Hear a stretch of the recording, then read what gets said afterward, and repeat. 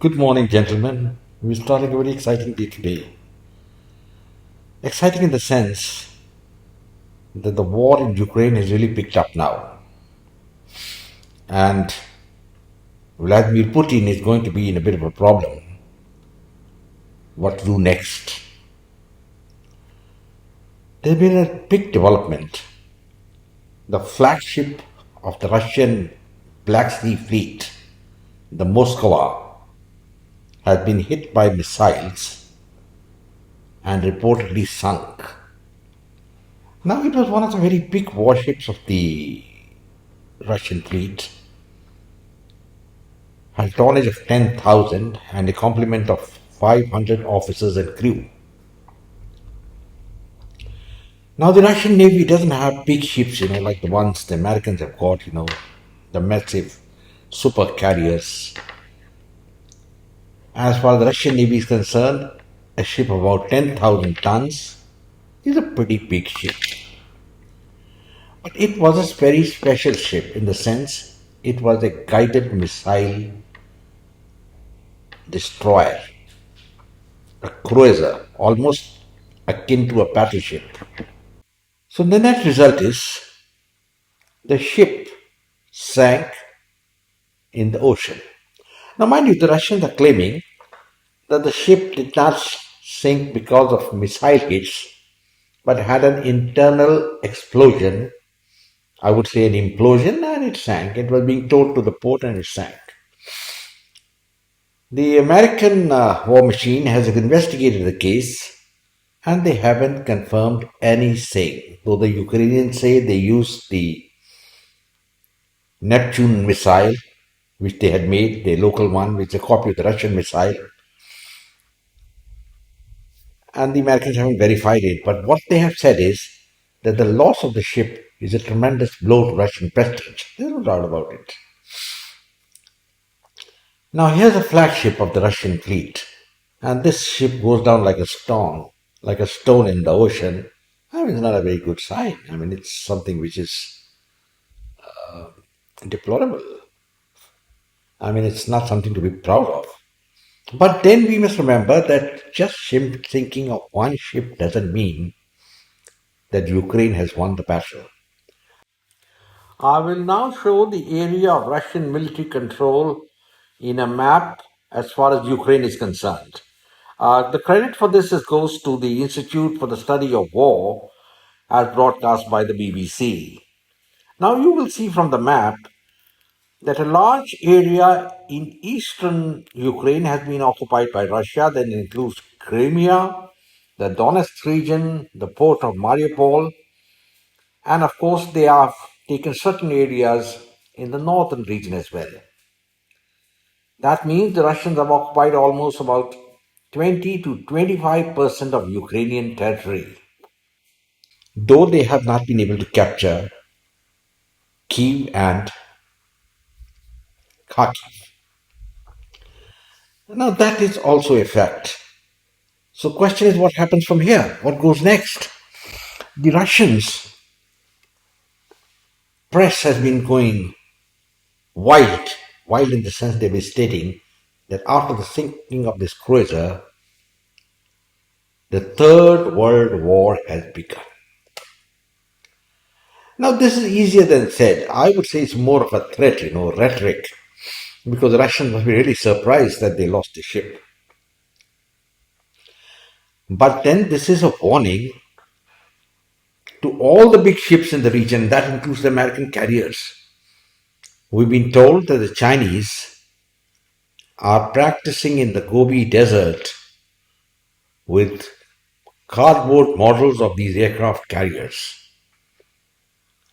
and trying to hit them with missiles. And now here's an example. The Moskva was a very, very modern ship. It had 3 layers of security, electronic countermeasures, and it was supposed to be indefensible. So how come such a ship got sunk? There are two options, rather two lines of thought. The first is that the ship did not have the adequate technology, in the sense it was not having the adequate technology to defend itself against the missile attack. This appears a little unlikely, but the more likely chance is that the Russians were complacent. And I have said earlier also that Putin and the Russian generals took Ukraine very lightly. That's not the way to fight a war. When you want to fight a war, you make all the plans. You burn the midnight oil. Even you plan village to village. But I don't think the Russians did anything like that. At least they could have taken a lesson out of the invasion of Iraq by the Americans. There, the Americans had bombed Iraq for 70 days. And after that, only they went in for the land invasion. Here, the Russians did nothing. They just massed their tanks, their field guns, and they moved in. It was not a cakewalk. But that's what the Russian generals thought. And such thinking is fallacious. You never do such stupid things. Now, the sinking of the ship is very significant, very, very significant, because it is the second biggest ship which has been sunk in the last 75 years.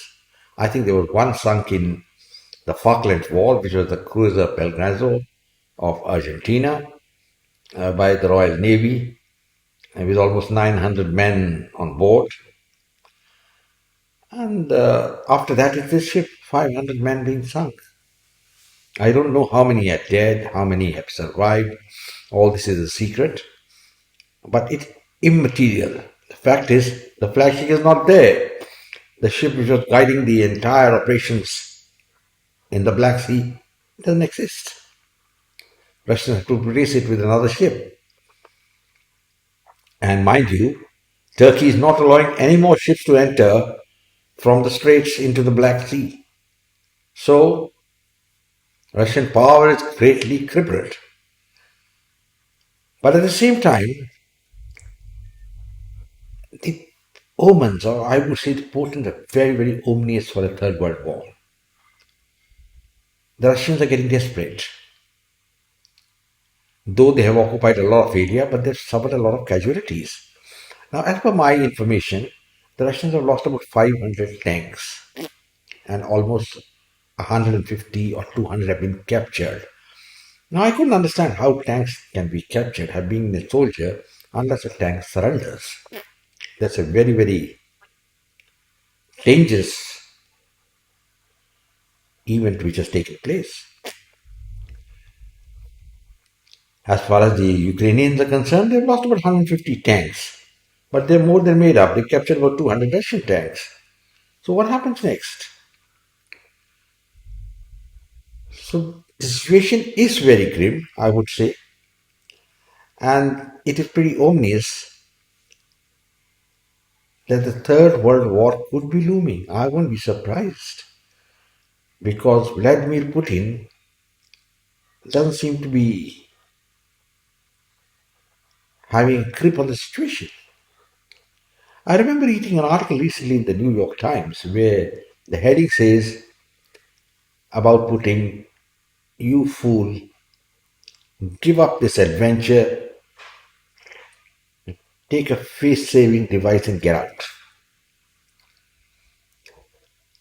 I think at the moment the Ukrainians have got more heart. They're getting more weapons from the Americans, though the Russians are warned the Americans, don't send any more weapons. But the one thing which they've given the Ukrainians is radar controlled artillery. Now, this is a very special type of gun. When the Russians use their gun and fire on the Ukrainians, the Ukrainian guns can detect from where the shots have been fired and it can home in onto those guns and destroy them. The basic method which the Russians have used and which have been using is to have a massive artillery bombardment, soften up the defenses, and then the infantry moves in. See, everything doesn't go as per plan, and nothing is honky dory, all's well. No, it doesn't happen like that. And this is precisely what has happened. The Russians have lost hundreds of tanks, including helicopters, and quite a few Russian soldiers have been captured. And though the Russians have taken certain land in maybe about 20 to 25% of the Ukrainian land, but the situation is not conducive to a Russian victory as it stands. So, what is Russia going to do? Either escalate the conflict or scale down their demands, have a negotiated peace. But what I know of Vladimir Putin is that he's not likely to do any of these things. He wants total victory. And we will have to wait and see whether he will be able to achieve it or no. The Russians will have to put in a much better performance than what they have done right now if they are to achieve victory, which to my mind now at the moment looks a little difficult. But the word impossible doesn't exist. And one hopes that the Russians either way decide something. See, the Russian economy is being affected, there's no doubt about it. They are surviving. But if your political aims are not met, they don't coincide with your military aims, what is a man supposed to do? I think Putin greatly overestimated his military. And that is a lesson which the Americans could learn. I think you should have followed the American campaigns in Korea, Vietnam, Afghanistan, Iraq, and seen what happened. The Americans didn't win anywhere. And even now, the Americans must be very wary after the loss of this battle cruiser to cruise missiles. What happens to their big warships of 100,000 tons floating around in the South Pacific? What's going to happen to them? So there's food for thought, and I think I'll discuss this conflict in my next video. In the meantime, as it stands, the flagship of the Russian Navy has been sunk. The Russian Navy is crippled. And the worst part of the whole thing as far as Russia is concerned is that Ukraine has no navy at all. They didn't have a navy and still they have done this. So let's see what happens in the future, friends. And we'll talk again. In the meanwhile, I close now with the words as usual. Jai Hind.